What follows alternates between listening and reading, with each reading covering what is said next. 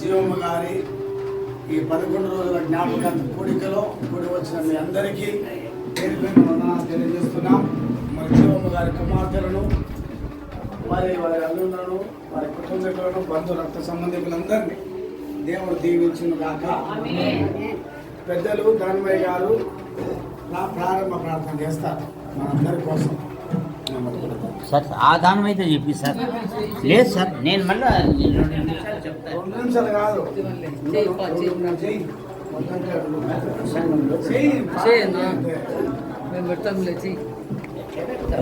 ప్రేమించిన మా తండ్రి పోతురాయ్ జీవమ్మ గారు, అలాగే పెద్ద యేసన్న గారు భూమి మీద తమ యాత్రను ముగించుకొని మీ అందరిని చేర్చబడ్డారు. పెద్ద కుమార్తె ఆమె భర్త వారి సంతానం, రెండవ కుమార్తె ఆమె భర్త వారి సంతానం, అలాగే తమ్ముడు కుటుంబ సభ్యులను ఇక్కడ చేర్చబడిన ప్రతి వారిని దీవించండి. నీతిమంతులను జ్ఞాపకం చేసుకున్నట్టు ఆశీర్వాదం కనుక జరుగుతున్న ఈ కూడికలో ఆది అంతం అధ్యక్షత వహించి మీరు మహిమ పొందమని యేసు ప్రభు నామములో ప్రార్థిస్తూ ప్రారంభం చేయుచున్నాం తండ్రి. ఆమేన్. ఓకే. ఆంధ్ర క్రైస్తవ కీర్తన పుస్తకంలో నుంచి 18వ కీర్తన అందరం కలిసి పాడుకుందాం. కూడికొని ఉన్నాము సంఘము, కూడికొని ఉన్నాము కోడాను నెదవరుచు నాముచు లోడాను నీ పాద సన్నిధి కూడికొని ఉన్నాము సంఘము, కూడికొని ఉన్నాము ఎచట నా ప్రియ భక్తులెలా నీ కూడి ఉన్న నా చాటికి నేర్చెంతు అని పలికితే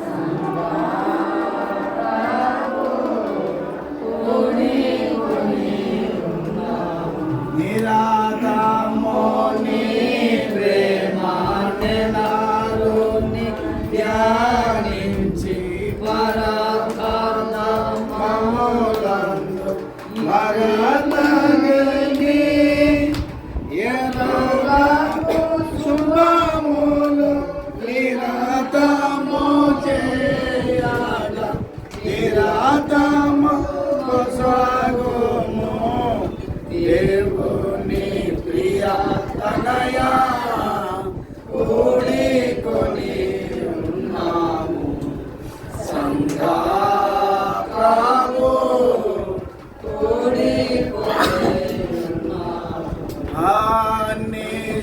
శోధనముల నాని విపతుల నాని కాలములందు ఆదరించి నిన్ను నమ్మిన జనుల నీ సంగీతను చేసి పాడుగా కాపాడు ప్రభు యేసు క్రీస్తు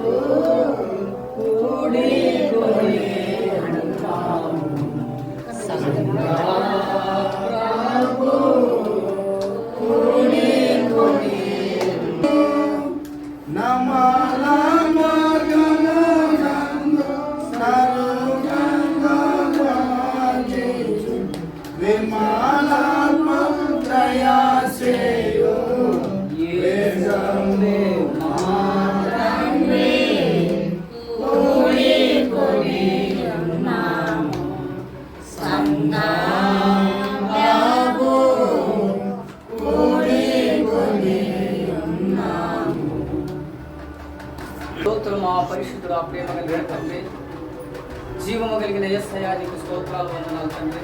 ఇదిగోనైనా ఈ రాత్రికాల సమయంలో ప్రభా నీ నామం బట్టి కీర్తి చేసు పోతురాయి జీవమ్మ గారిని జ్ఞాపకం చేసుకుని తండ్రి, నీ నామం బట్టి జ్ఞాపకార్థంగా తండ్రి నైనా ప్రార్థన చేస్తుండగా నీ బిడ్డ తండ్రి ఇదిగోనైనా నీ రాజ్యంలో చేరిందని నమ్ముచున్నాం తండ్రి.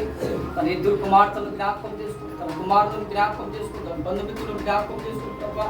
వచ్చిన మందిని అందరినీ ప్రభా రక్త సంబంధాన్ని జ్ఞాపకం చేసుకుని అందరికీ నెమ్మదిని, శాంతి, సమాధానం, జీవమ్మ లేని లోటు ఈ కుటుంబానికి సహాయం చేయి. నీ కృపను బట్టి ఈ కుటుంబంలో వచ్చిన ప్రతి బిడలను తండ్రి దీవించి ఆశీర్వదించినైనా ఈ కుటుంబానికి ఏ లోటు లేకుండా ప్రభా నువ్వే తండ్రి ఆదరణ, నెమ్మదిని, శాంతి, సమాధానం దయచేసినైనా ప్రభు అయిన యేసు క్రీస్తుకు సాక్షులుగా ఈ కుటుంబం వర్ధిల్లడానికి సహాయం చేయమని యేసు పరిశుద్ధ నామాన్ని బట్టి అడిగి వేడుకుంటున్నాం పరమ తండ్రి. పత్రిక 5వ అధ్యాయము 1వ వచనం. దేవుని చేత ఏర్పరచబడినది, దేవుని చేత కట్టబడిన నిత్య నివాసమైన మనకు ఒకటి ఉన్నది. హెబ్రీ పత్రిక 11వ అధ్యాయము 8వ వచనములో దేవుడు దేనికి శిల్పియు నిర్మాణకుడై ఉన్నాడో పునాదులు గల ఆ పట్టణము కొరకు అబ్రహాము ఎదురు చూచుచూ ఉండెను. ఈ ఇంటి పెద్దలు పోత్ర యేసన్న గారు, పోత్రై జీవమ్మ గారు వారికి బహుమానంగా ఇచ్చిన కుమార్తెలను ఒక ఇంటి వారిగా చేసి భూమి మీద సేవ చేసి వారు ప్రభు యొద్దకు చేర్చబడ్డారు. పోత్ర యేసన్న గారు గొప్ప రైతు. ఆయన పశువుల పట్ల ఎంతో ప్రేమ కలిగిన వాడు. ఆయన ఎద్దుల విషయంలో ఎంతగా ప్రేమగా చూసుకునేవాడు. అలాగే జీవమ్మ గారు వృద్ధాప్యం వరకు ఆమె మందిర కార్యక్రమాలకు ప్రతి కూడికకు ఆమె హాజరయ్యేది. నేను ఈ మార్గము నుండి వచ్చినప్పుడల్లా బిడ్డ నా కొరకు ప్రార్థన చేయని నేను ప్రార్థన చేసేవాడిని. మంచి పోరాటము పోరాడి తిని నా పరుగు తుదముట్టించి తిని విశ్వాసమును కాపాడుకొంటిని.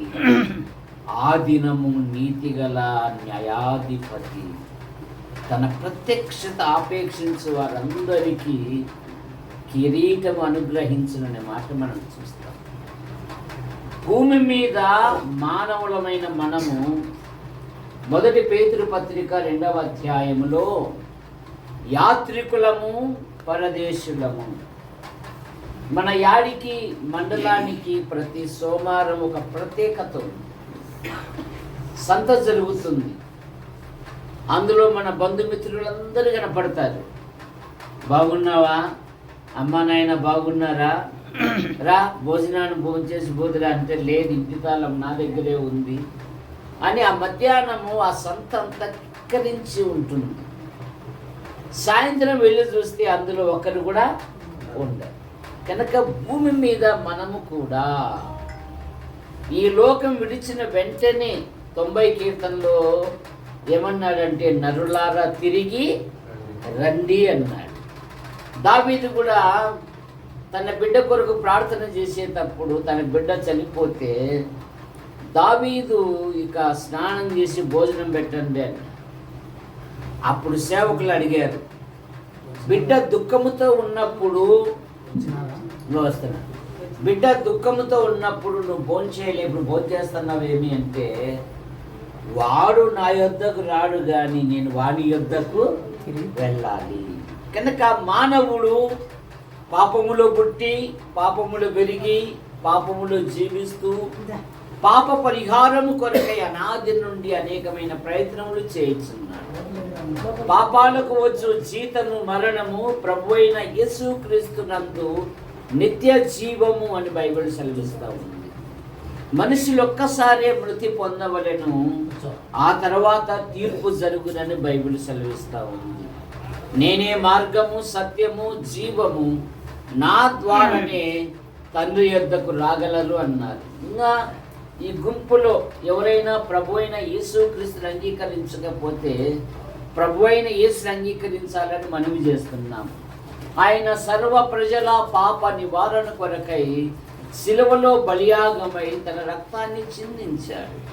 యేసు రక్తము ప్రతి పాపము నుండి మనలను పవిత్రులుగా చేయను గనక మనము కూడా మధ్య ఆకాశములో మరి జీవమ్మ గారు మరి ప్రభుతో వచ్చినప్పుడు ఆమెను మనం చూడాలంటే భూమి మీద ఉన్నప్పుడే ప్రభు అయిన యేసుని అంగీకరించి పాప క్షమాపణ పొంది దేవుని రాజ్యానికి వారసులు కావాలని మీకు మనవి చేయొచ్చు. నాకు ఇచ్చిన అవకాశాన్ని బట్టి ప్రభువును సూచిస్తూ అయ్యగారికి హృదయపూర్వకమైన వందనాలు. థ్యాంక్ యూ ధనమయ్య గారు. క్రీస్తు గారికి, మీ అన్నదమ్ములందరికీ, మరి జీవమ్మ గారి బిడ్డలకు, అల్లుళ్ళకు, జీవమ్మ బంధువులకు, రక్త సంబంధికులకు, వంశం వారందరికీ, మరి జీవమ్మ పుట్టింటోళ్ళకు అందరికీ, పుట్టింటి మరి వచ్చిన పొరపాటు మీ అందరికీ పేరు పేరున వందనాలు తెలియజేస్తున్నాను. ప్రభునందు ప్రియమైన దేవుని బిడ్డలారా, మరి జీవమ్మ గారి గురించి నేను చెప్పాలంటే, నేను ఈ అడిగికి వచ్చిన తర్వాత రేపు జూన్ నెల వస్తే 3 ఏళ్ళు. జీవమ్మ గారిలో నేను చూసిన ఏంటంటే, ఎంత నడవలేని స్థితిలో ఉన్న గుడు చర్చిలో వచ్చి పడతాను అది వాళ్ళు ఈ మధ్యలో రాలేకపోయింది. మరణానికి సమీపంగా ఉన్న ఈ నెలలలో రాలేకపోయింది. ఎంతన్నా జ్వరం రా, ఎంతైనా బలహీనంగా ఉండు, నేను పోగలను, చర్చిలో ఎక్కడో ఒకట ఉండగలను అంటే వచ్చి చర్చిలోనైనా అట్లే అనుకుంటాను. నా మందిరం అంటే కింద పడిపోయినా వస్తుంది ఆమె. రెండోది ఆమెలో నేను చూసినది ఏంటంటే, ఎవరికైనా ప్రార్థన చేయి, ఏమైనా చేయకపో, నాయనైతే ఆమె నెత్తి మీద ఉంటుందంటే నెత్తి మీద చేయబెట్టి ప్రార్థన చేస్తాను, జ్వరం వస్తుంది, మొత్తం నొప్పులు వస్తున్నాయంటే